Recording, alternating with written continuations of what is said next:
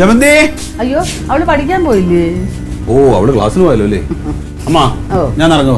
എന്നാ ഇറങ്ങി. ഇതെന്താ ഇത്? നിങ്ങൾ എവിടെ പോയിട്ട് വരികയാണോ പോവാണോ? അമ്പലത്തിൽ പോയതാടാ. കുറച്ച് മെഴുകുതിരി എത്തിച്ചേ. അമ്പലത്തിൽ മെഴുകുതിരി എത്തിച്ച?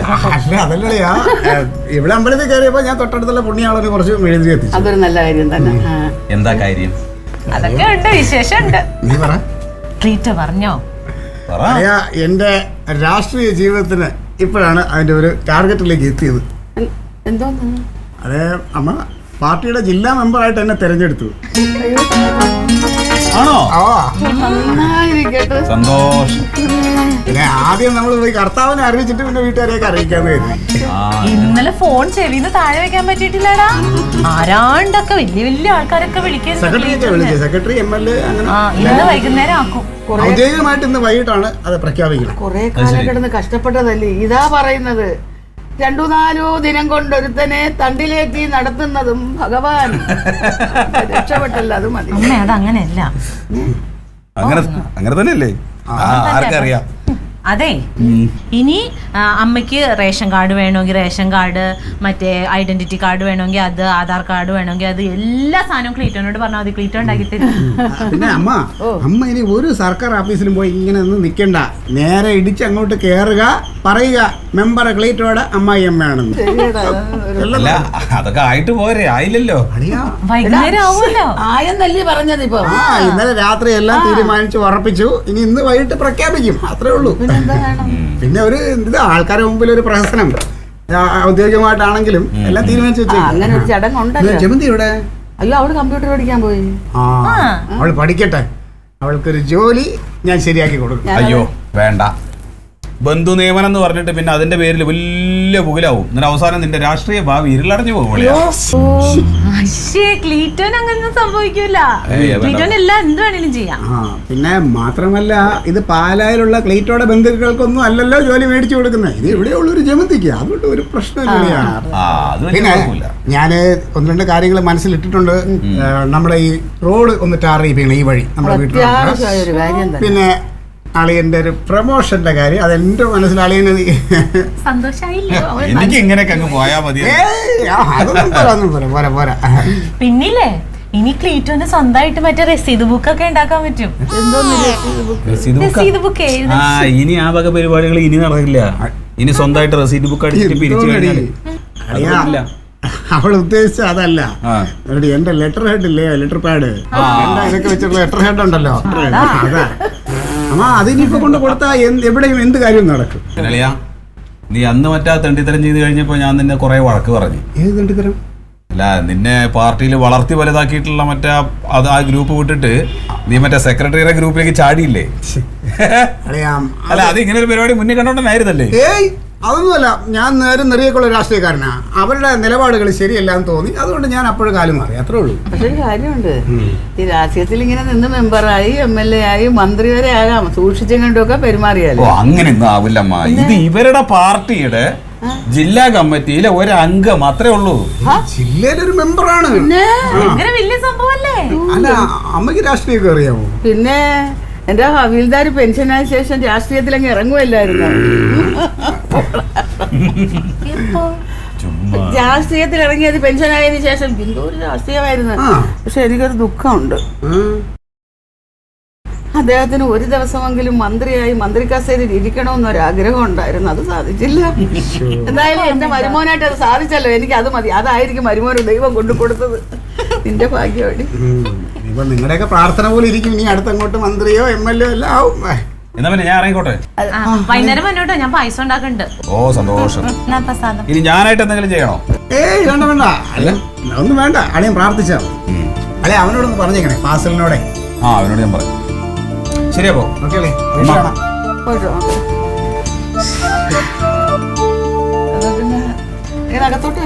ഇല്ല, ഞാൻ പോട്ടെ. എനിക്ക് കുറെ പണിയുണ്ട്.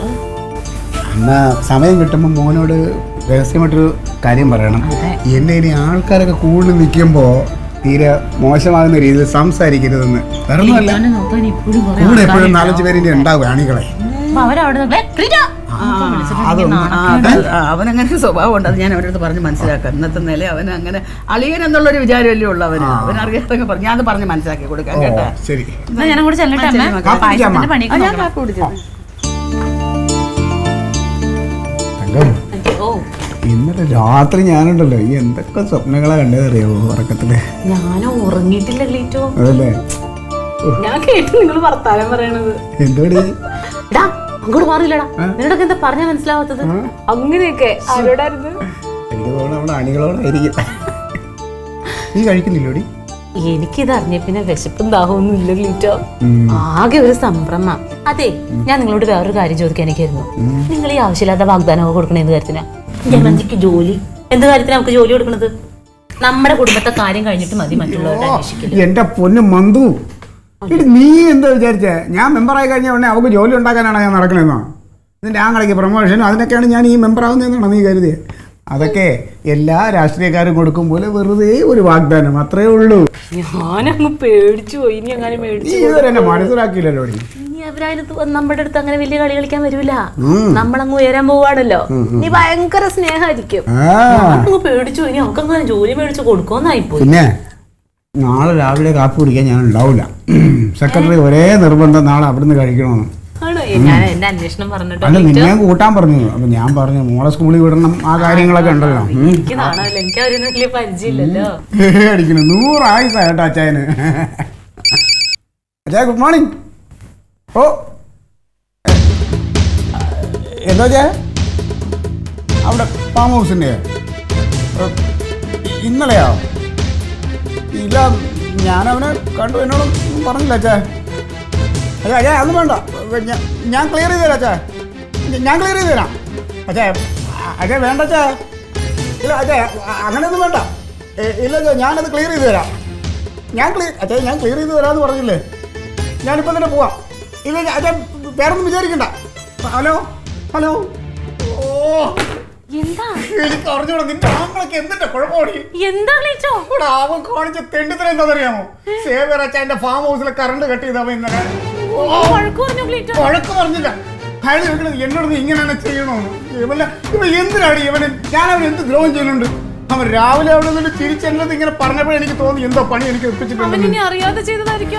അറിയാതെ അവൻ എന്താ കൊച്ച പിള്ളയാണോ?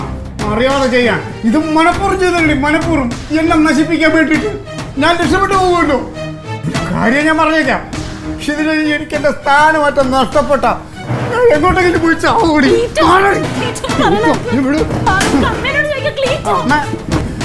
അമ്മ നിങ്ങൾ പോവാൻ അറിയാം. ഞാൻ ഇറങ്ങി മാമ. അമ്മ എന്തിനമ്മ നിങ്ങൾ ഇങ്ങനെ ഒരു അസുരത്തിന് ജന്മം കൊടുത്തത്? അവ എന്നോട് എന്തിനിങ്ങനെ ചെയ്യണത്? അവര് എവിടെയെങ്കിലും ഒന്ന് ഓർമ്മിച്ചൂടെ അമ്മ? എന്തോന്ന് അമ്മേ, ക്ലീറ്റോന് മറ്റേതാവാൻ പറ്റൂന്ന് തോന്നണില്ല. അമ്മ എന്റെ പാർട്ടിയിലെ സെക്രട്ടറി ഇല്ലേ, അയാളുടെ ഫാം ഹൗസിൽ അവൻ പോയി കറണ്ട് കട്ട് ചെയ്തേക്കണ ഇന്നലെ. അവന് വല്ല ആവശ്യമുണ്ട്? എന്തിനാണോ ഞാനീ ചോദിക്കണേ? അവൻ അങ്ങനെ ചെയ്യുവോ? അവങ്ങനെ ചെയ്ത് എന്ത് വല്ല കാര്യം ഇന്ന് മെമ്പറാക്കാൻ വേണ്ടി ഈ സെക്രട്ടറി എന്ത് മാത്രം കഷ്ടപ്പെട്ടാണെന്ന് അറിയാമോ? അവനോട് വേഗം അത് ശരിയാക്കി കൊടുക്കാൻ പറയാം. എന്നോട് ചോദിച്ചത് എന്താണെന്നറിയാമോ? നിന്റെ അളിയന് ഞാനാണെന്ന് അറിയില്ല, പിന്നെ എന്നിട്ട് എന്തിനാ ഇത് ചെയ്ത്?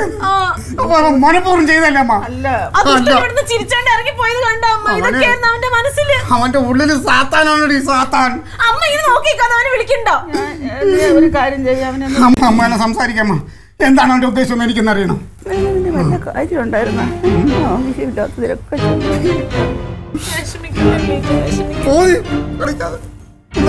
അവൻ എടുക്കുന്നില്ല. അവൻ എടുക്കൂല. അവൻ എന്റെ നാശം കാണുന്ന അവൻ എടുക്കൂലോ. അതെ, ഇന്ന് എനിക്ക് രണ്ടിലൊന്നും അറിയാം. ഒന്നില്ല ഈ വീട്ടിൽ അവൻ മതി, അല്ലെങ്കിൽ ഞാൻ മതി. അവനെ ഞാൻ പിന്നെ ഞാൻ എന്തോ ചെയ്യണം? എന്ത് വഴി? അതിന് ഒറ്റ വഴിയേ ഉള്ളൂ, അവനെ കൊല്ലണം. നിങ്ങൾക്കറിയാമോ 19 വർഷം കഷ്ടപ്പെട്ട ഞാൻ ഉണ്ടാക്കിയ രാഷ്ട്രീയ ഭാവി എല്ലാം ഒരു നിമിഷം കൊണ്ട് എന്റെ മണ്ണൊലിച്ചു പോയി. ഞാൻ പാതാളത്തിലേക്ക് പോകാം. എനിക്ക് ആരും വേണ്ട, ഞാൻ മതി കൊല്ലാനോ. ജയിലിൽ കിടക്കേണ്ടി വരും. ഉള്ളതെല്ലാം